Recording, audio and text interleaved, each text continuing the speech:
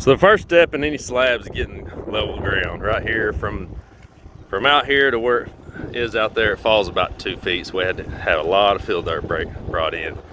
Depending on how good you are on a skid steer and how level your eyeball is, you might be able to do this on your own. If not, you can hire somebody out. Same with setting the forms. Setting the forms pretty easy. Get your blueprint, figure out what the slab is, and just square it up.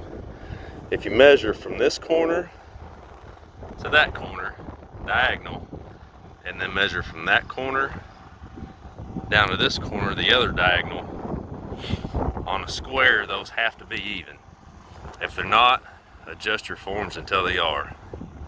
But those two diagonals are how to get anything square. Then we had to get our plumbing roughed in. That's another thing. You can do it yourself, you can lay it out, or you can hire a plumber.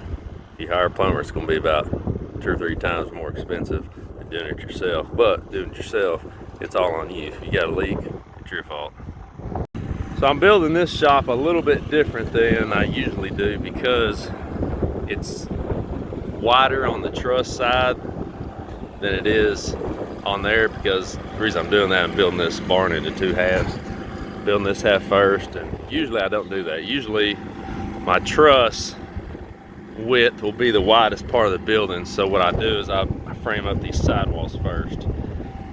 I would do that one and that one, and then come back and set my trusses. So since this one's only 25 feet wide and you can span 25 feet with those 8-inch C-purlin, what I did is I did this wall here, I just did half at a time. So then I framed that up, which has my truss in there. Framed this up, had my truss in there, and then I started putting these roof purlin in. So now I just started on this other half. So you can see I've just put the corner posts up first, get those square, and then I got that one welded in up there, and then I come back and do that one after I've already got that truss up there. That way it's really easy to, you figure calculations, how tall your post needs to be, and then when you get it in there, you can level it as you weld it. So now it's time to start stacking these other roof purlin in here.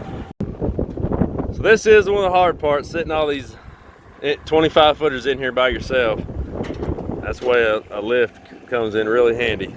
Bring these up here and have a platform to kind of rest them on, because like I say, handling 25 foot by yourself and then getting them in that open sea receiver channel, pretty tough.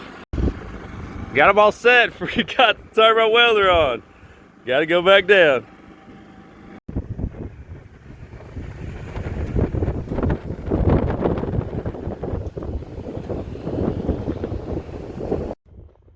Got the carport just about wrapped up. I did it the same way I did the shop. Just came out here, went 25 foot, set post, and this receiver channel.